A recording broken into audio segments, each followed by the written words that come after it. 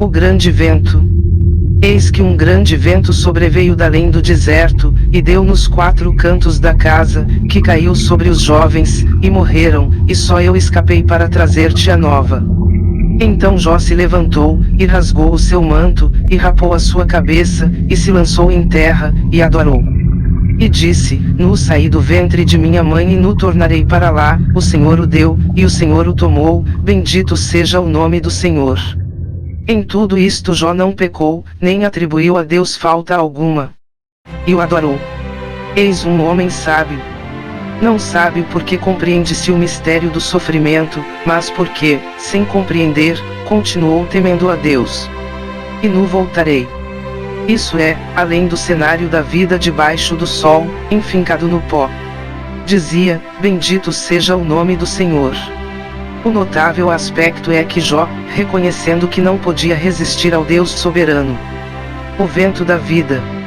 Quando o Senhor assopra sobre nós o fôlego da vida, um fogo que não apaga nunca, uma juventude que não acaba.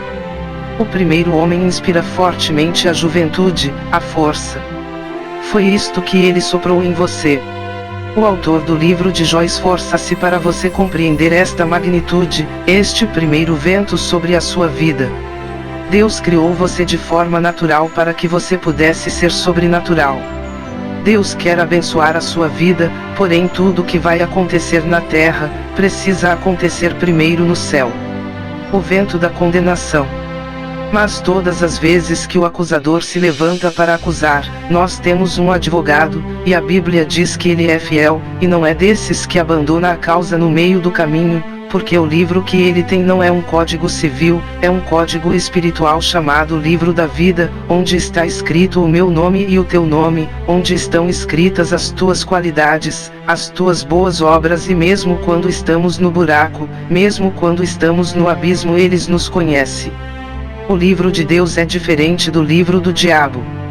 No livro de Deus nossas qualidades estão escritas por cima dos nossos defeitos de forma tão clara que fica impossível lê-los. Quando o acusador diz que você precisa ser condenado, o advogado se levanta e diz: excelentíssimo senhor juiz, esta vida não pode ser condenada, porque o nome dela já foi escrito por mim aqui no livro da vida. E eu já a tirei do charco de lodo, firmei os seus pés na rocha da palavra e separei entre os santos dos santos.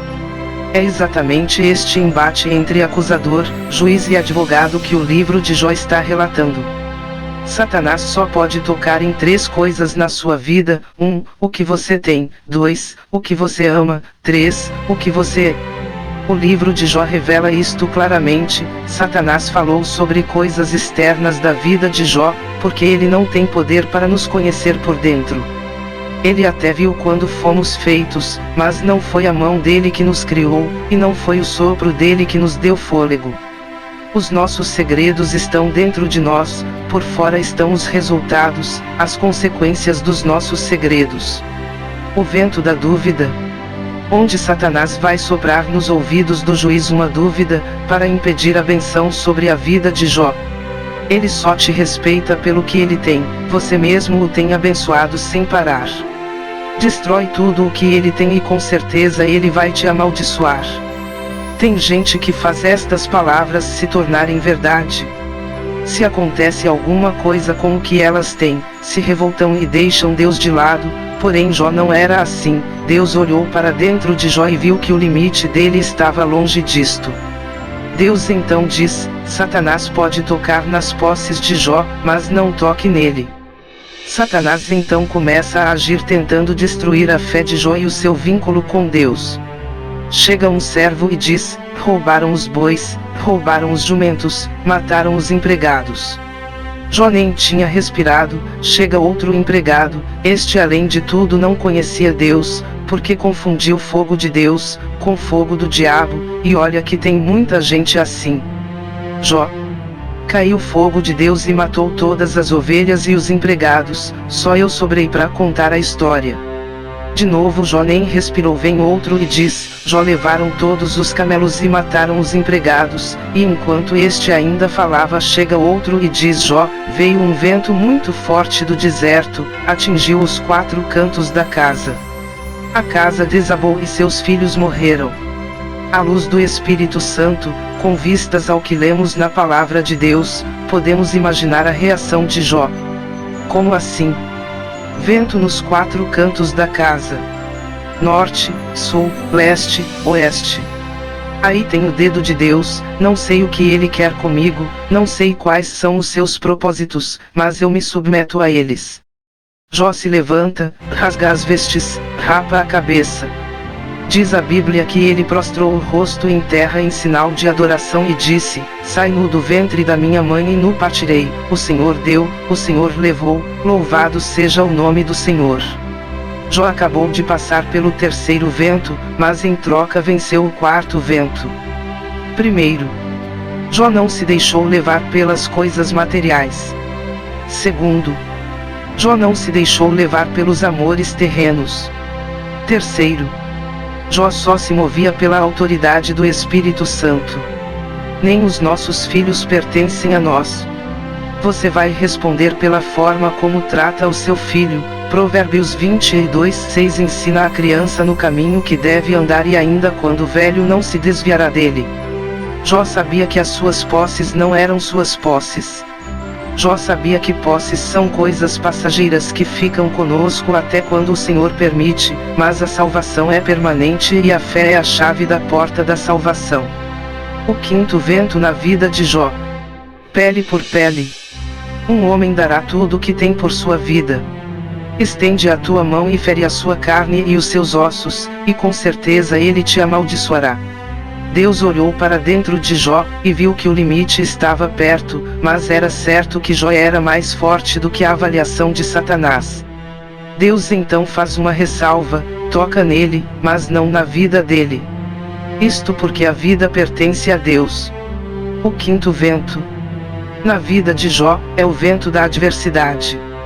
Ainda abraçado aos cadáveres de seus filhos, Jó recebe a visita de Satanás que sopra sobre ele um vento de doença. Jó sente um pequeno incômodo, mas acha que foi algum inseto, foi mesmo. Em poucos dias Jó está tomado por uma hanseníase em estado terminal. Sua pele ficou branca, escamosa. Ele literalmente começou a apodrecer. Aquela não era uma lepra qualquer, era uma lepra avançada. Conforme sabemos, a lepra consome toda a carne por onde não há vasta circulação de sangue. A cartilagem do corpo é uma das primeiras partes a ser consumida. Isto quer dizer que Jó ficou sem nariz, Jó ficou sem orelhas, sem a ponta dos dedos, sem as unhas, por isto ele precisava de um pedaço de telha para se coçar. A parte mais sensível da pele humana são os lábios. Apesar de triste, Jó a partir de então passa o dia inteiro sorrindo, pois não tem mais lábios para cobrir os dentes. A lepra tira a sensibilidade do corpo humano. Jó batia nos cantos e não percebia que estava gerando feridas ainda maiores no seu corpo. Quando se atinge este estado, todo o pelo do corpo cai, os cabelos vão junto e pior que isto, um leproso em grau adiantado fica cego. Jó, criação de Deus, homem de grande destaque, está destruído. Seus ossos estão sendo consumidos, porém ele ainda pensava. Era um filósofo, um cientista, grande conhecedor de diversos assuntos. Ele então pensa: estou apodrecendo, estou com lepra, vão me aprisionar em um curral para leprosos, conforme era o costume da época. Se eu não for levado ao curral dos leprosos que fica do outro lado do rio, vou ser devorado pelas aves de rapina, os chacais do deserto. Jó tinha 2 opções: ir para o curral dos leprosos, ou cavar a sua própria sepultura.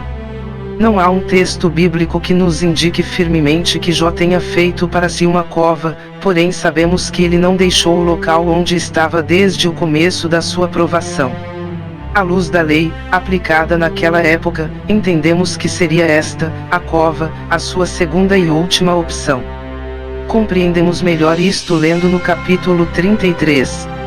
A partir do versículo 18, para preservar da cova a sua alma, e a sua vida da espada, ou de atravessar o rio, ou o homem pode ser castigado no leito de dor, com os seus ossos em constante agonia, 20. Sendo levado a achar a comida repulsiva e a detestar na alma sua refeição preferida, 21. Já não se vê sua carne, e seus ossos, que não se viam agora aparecem. 22. Sua alma aproximar-se da cova, e sua vida dos mensageiros da morte. A cova de Jó. Jó então faz esta cova para si mesmo, com 7 metros de profundidade. Ali ele conteria o cheiro da carne em decomposição, não atrairia os chacais, os mensageiros da morte. Mesmo assim, certamente estes animais ficaram à beira da cova, porém nenhum deles conseguiu tocar em Jó. Ainda que você esteja no vale da sombra da morte, nada poderá tocar na tua vida. Porque a Deus pertence a tua vida. Jó permanece por meses naquele buraco. As pessoas passavam e jogavam restos de comida para ele comer, outros riam de Jó pois achavam que ele estaria melhor se estivesse na casa, curral, dos leprosos, no meio dos seus. Mas Jó sabia que o seu lugar não era no meio da doença e nem no meio da morte. Um dia Jó está curvado, pois não tinha mais forças para ficar de pé. E lá de dentro daquele buraco escuro, Jó ouve uma voz conhecida. É a voz de sua mulher. Puxa vida, ela se lembrou de mim, talvez ela vá descer até aqui embaixo e traga algo que eu goste de comer, algo que possa aliviar os meus dias escuros e tristes. A mulher de Jó pede para Jó amaldiçoar ou quebrar o contato com Deus. Tu ainda mantens a tua integridade. Amaldiçoa o teu Deus e morre. A melhor maneira de saber quem são as pessoas que estão ao seu lado é passando necessidade. Enquanto ela comia do bom e do melhor, morava em casa boa, era conhecida como mulher do homem mais poderoso do Oriente, Jó era o cara. E agora? Cadê a mulher de Jó, cadê o amor? Jó respira fundo para buscar fôlego onde não tem. E diz, tu falas como uma louca. Aceitaremos o bem dado por Deus e não o mal. Vem agora o sexto vento, que é também a sexta voz. 7 vozes se pronunciam no livro de Jó. Satanás, Elifaz, Baldade, Zofar, a mulher é a sexta voz. O sexto vento. A voz do homem. O homem foi criado no sexto dia. Jó ouviu Elifaz, Baldade, Zofar, a mulher. Então ele respira fundo, e diz: eu nunca deveria ter nascido. Opa! Ele chegou no limite. Deus olhou e percebeu agora é hora de agir na vida dele. Talvez você tenha chegado ao seu limite, talvez você esteja dizendo que nunca deveria ter nascido, que se arrepende no pó das cinzas. Até agora Deus não tinha falado nada para ajudar Jó, mas agora as coisas vão começar a mudar. Um grande movimento começa a acontecer na sala do trono. O advogado se levanta e começa a clamar: Senhor juiz, é chegada a hora. Eu sei o que ele está passando. Se possível, afasta dele este cálice. O sexto vento é o clamor do homem, o seu gemido e sua mais sincera expressão diante de Deus. Sétimo vento. A voz que clama no deserto. Jó continua curvado, dentro de uma cova fétida, mas ele ouve algo estranho lá do alto. Um barulho de vento, uma espécie de tempestade, movendo a terra e o barulho está aumentando. Jó não pode sentir, porque está dentro do buraco, mas ele pode ouvir. Quando você não puder sentir, pelo menos ouça. Tem muita gente que precisa ver para crer, se não sentir um arrepio, algo esquisito, é porque não recebeu. Eu vou lá, mas eu quero ver para crer. Tomé era assim, Natanael foi assim. Mas Deus converteu os dois e vai converter as pessoas que se comportam assim também. Porque a fé não vem pelo ver, nem pelo sentir, mas vem pelo ouvir a palavra de Deus. Romanos 10:17. Moisés estava sem orelha, mas não estava sem audição. Deus deixa você perder o supérfluo, mas não deixa você perder o essencial. Jó fica meio pensativo lá embaixo. Ué? Tá ventando, mas não é época de vento. Deus é o Senhor do tempo e Ele não atende a hora que queremos e sim na hora que Ele quer. Mesmo quando todo mundo achar que você não tem mais salvação, o vento de Deus pode sempre acontecer. Há uma voz clamando no deserto em seu nome. Deus aparece conforme a nossa situação e a nossa necessidade. Por isto ele veio em forma de vento, e não em forma de trovão, ou fogo. Ele vem conforme a nossa estrutura para suportar a sua presença.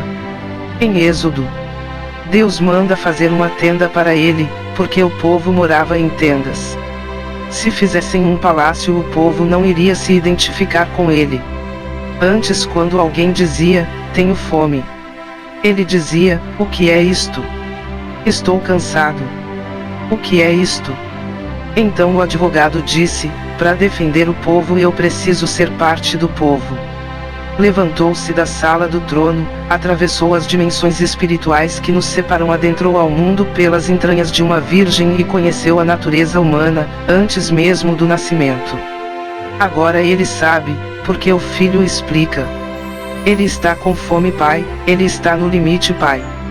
Do meio do vento sai a sétima voz.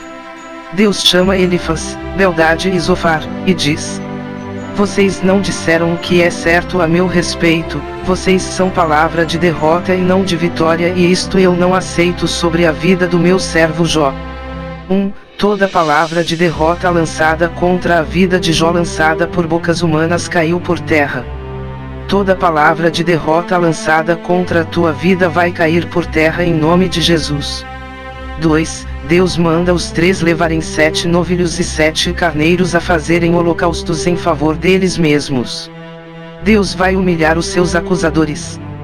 3. Deus manda Jó orar pelos 3 amigos para que sejam salvos da perdição pelo que disseram. Deus vai fazer muita gente engolir a seco o que disseram contra você. Quem disse que você não pode, vai buscar socorro na tua casa. Naquela hora, o vento entrou na cova. 7 metros, 7 vozes, 7 ventos. Quando o poder de Deus entra na cova, Jó adormece, porque ele teria de ser ressuscitado, e a Bíblia diz que ressuscitarão primeiro os que dormem. Deus assopra sobre Jó. Então Deus começa a reconstruir Jó. Primeiro os ossos gastos, os nervos, os músculos, a pele, os pelos, os cabelos, as unhas. Deus vai reconstruir você por inteiro. Quando Jó acorda, ele está jovem, forte. Quando Jó acorda, ele diz: o que estou fazendo aqui? Do mesmo jeito que você não soube explicar como entrou nesta situação, também não vai saber como saiu. Jó olha para si mesmo e diz: Senhor, meus ouvidos já tinham ouvido falar a teu respeito, mas só agora meus olhos te viram. Jó sai daquele buraco, e sente o ar puro batendo no seu corpo. Assim como os anjos se assustaram quando viram o homem, na criação, as pessoas se assustaram quando viram Jó. Pessoas que antes jogavam lixo para Jó comer, agora abaixam a cabeça para passar por ele. Deus não te fez para ficar envergado num buraco, Deus te fez para glorificar o nome dele e multiplicar a glória que há em você nos outros. Você pensa que acabou? Que nada. Agora é que começa a ficar bom. A Bíblia diz que depois que Jó orou, Deus o tornou próspero e lhe deu em dobro tudo o que ele tinha antes.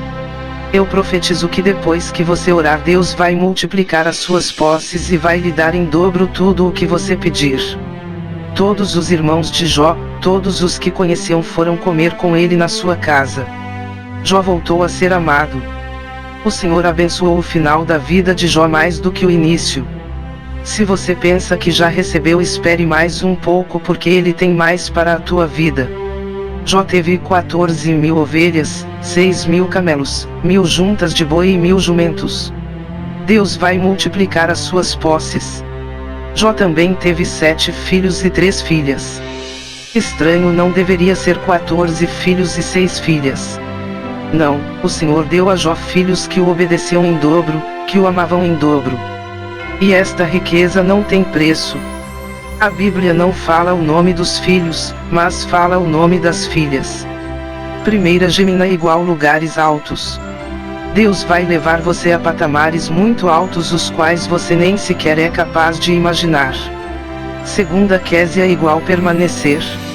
Deus vai dar sustentação à sua vida através da sua mão para que você cresça e permaneça debaixo da sua unção e do seu poder. Terceira querem apoque igual riquezas escondidas. Deus vai revelar capacidades, tesouros e oportunidades de lugares onde você jamais poderia pensar. Existe um fogo diferente neste lugar, existe um fogo de Deus dentro de você que não pode ser apagado, escrito por Bispo Pedro Alves.